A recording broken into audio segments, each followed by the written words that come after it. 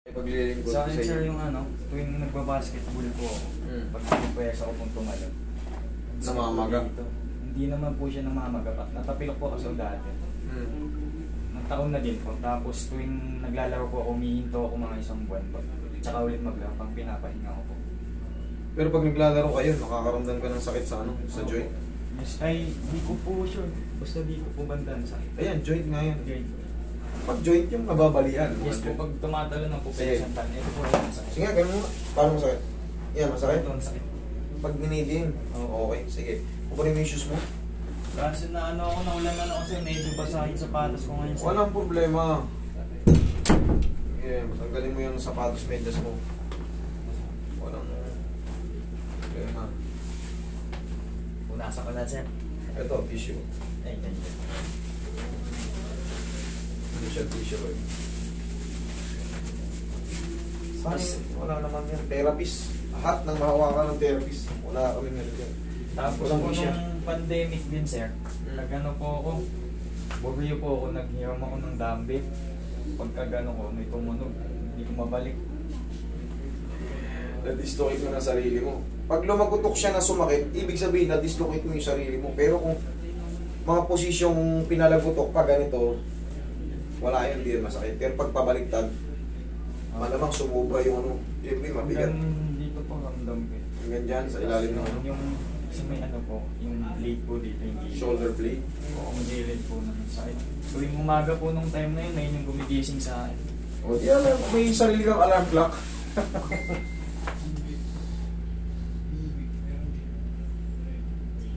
Okay, wala namang frozen.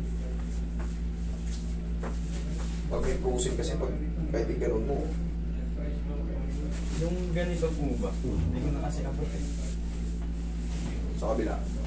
Ganun din po, mas hirap po akong di yan. Hindi naman issue yan eh. Hindi yung issue. Ito mas malayo. Pero walang masakit. Same tayo sir. Ito mas malapit, kaya ko ilapit. Pero itong Mas kanan masakit ko, po sa akin. mas malaki kasi yung muscle ko rito sa ano eh. Diyan po. Hindi ko na, sa akin hindi ko naabot eh. Mas malaki. Pagka kung ano yung dominant mo, mas lumalaki.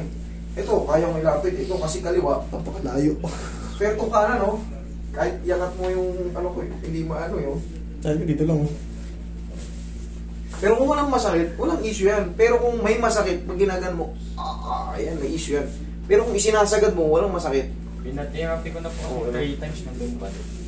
Yan, katulad yan, may masakit. Yan, may problema yan. Kasi, pagbuhat mo ng dumbbell, Lumagutok po. alam mong may mali, lumagutok ng ano, sumakit. O, may mali na yun. Pero kung sa tamang posisyon, kasi nakikita nyo na, daming bone setter ngayon. Talagang lumalagutok talaga.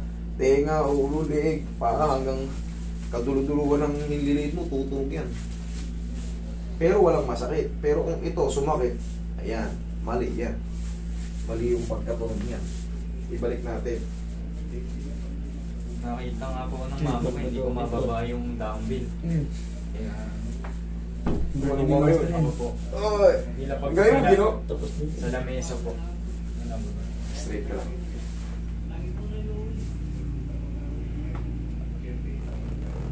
Isa pa. Tamo? Lakas. Oh, kung mali yun ngayon, nangisay ka na. Di ba? Pag mali yung ano, katulad yun, yung pagkatama yung posisyon, Sinubahin na naman. ang lakas ng tumunog ko. Pag mali yun, lakasan ko, pilipitin ko, tulog to si sir.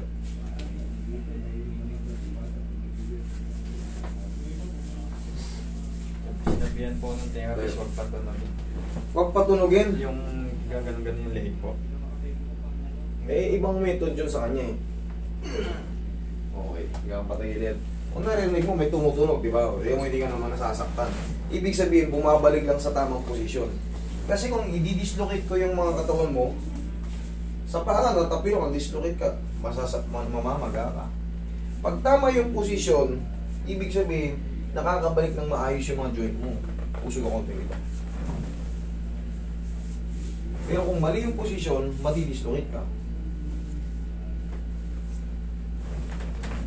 Oo, katulad niya, ang daming tumunog. Paano yan? Ilumpo ka na niyan. Kung mali, ablasay.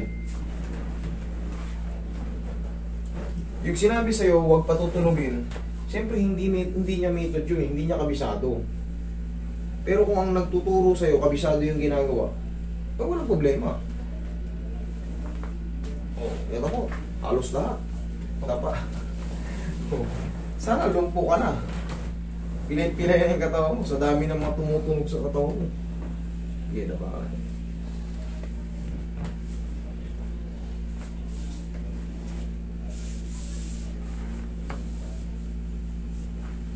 Meron kasing therapist, stretch lang. Stretch, elevate, massage.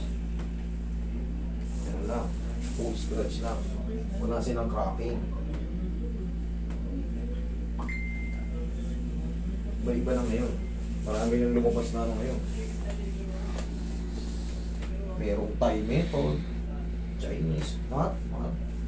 Lalo sa India, pinapalo. O, tayo mo, ginanong ko yung leg mo, binali ko yung leg mo. Ang daming tumunog, o, bali ba? Hindi. Tama kasi. Diyan ka lang.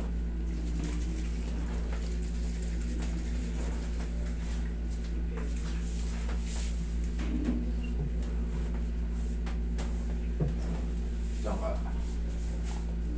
Tsaka natin ipapamassage. Sa mga siyempre yung mga first time na makaka-experience sa mga bone cracking. Sa una talaga, pag napapanood yun, ay, nakakatakot. Siyempre, naririnig nyo, tumutunog. Matatakot talaga yun. Pero pag na-experience nyo, basta tama. Siyempre, sa lalapitan nyo, ang sikreto dyan, panoorin nyo muna yung kaya i-review nyo yung niya.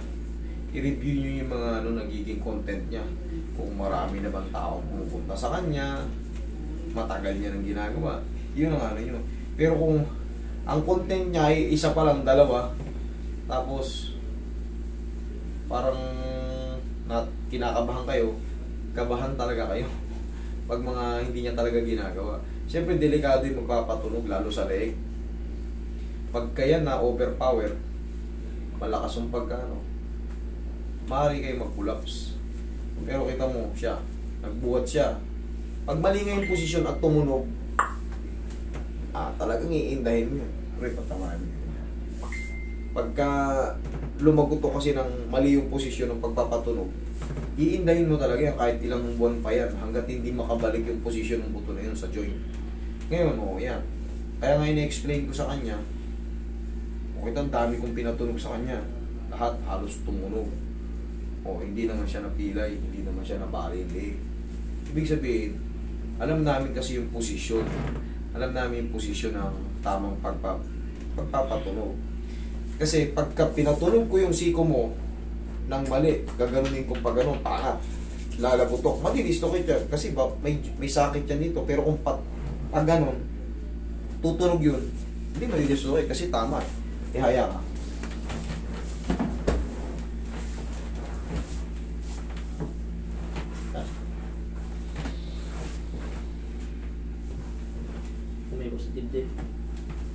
Last na nga. Inhale. Exhale. Tulad niya, tumunog. Diyan ka lang. Basta tama yung posisyon. Makakabalik lang lahat kasi yun eh. Isipin mo sa dami yung tumunog yun, saan napunta yun? Nag-release lahat ng puto mo. Malamang maga na yung buong katawan mo. Parang katulad sa daliri, maling posisyon. Pag ginanon ko yan, talagutok yan. Dislocate yan. Pero pag ganito ang hindi mababali yan. Tutunog yan pero hindi mababali. Basta tama yung posisyon. Kasi syempre, na namin yan? Pinag-aralan na namin yan.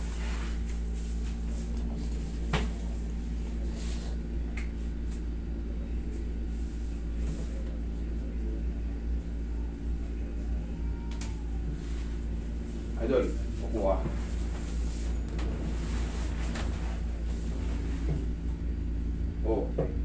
May sumasakit ba? Yung dito po sa may yung sa may Ito, sa palikpik. opo dyan. Ito? Patakas po. Okay. Sa balakang mo, sa dami ng tumunog dun. Wala. Sa leeg, dito. Sana dislocate mo yun. Ayan po yung part. Ito yung takbuhan talaga ng lamig. Yan. Pagka may problema ka dito sa ganito, dito ang sasaro niya. Tapos itong muscle na to, yan ang mga original na ano, kumbaga yan ang palaging sumasalo ng mga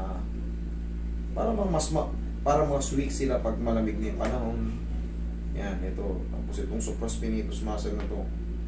Kung mapapansin nyo, pag may minamasahe, boss, masahe! Di ba? Palaging ganyan. Yan ang basic. Yan ang common. Yan ang common na minamasahe. Dito, sa supraspinatus muscle. Oh, boss, masahe! Yan. Kasi yan na yung madalas sumasalo ng lamig, spasm. Dito, susunod. Pag kasi sumakit na to, dudugtong na yung pagitan ng blade, shoulder blade, yung scapula, yan. Hanggang dito na po. Sunod-sunod, pagkadugtong yan, pag kumirot yan, para kang manghihina dun sa ano.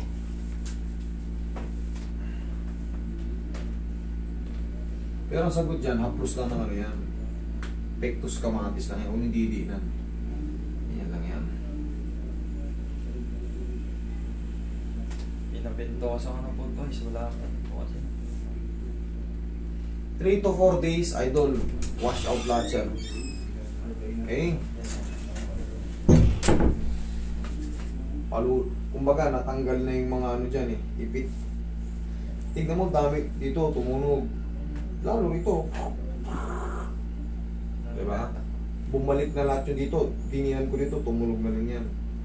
Kasi kung mali yun, yung mga tumunog na yun, malamang, balik-balik yung katawan mo. Okay? Huwag ka lang maliligo today, ha? Ay, paano pala? Tiyaya ka. Nakalimutan ko na. So, yan naman na ito pa. Sa April ko to.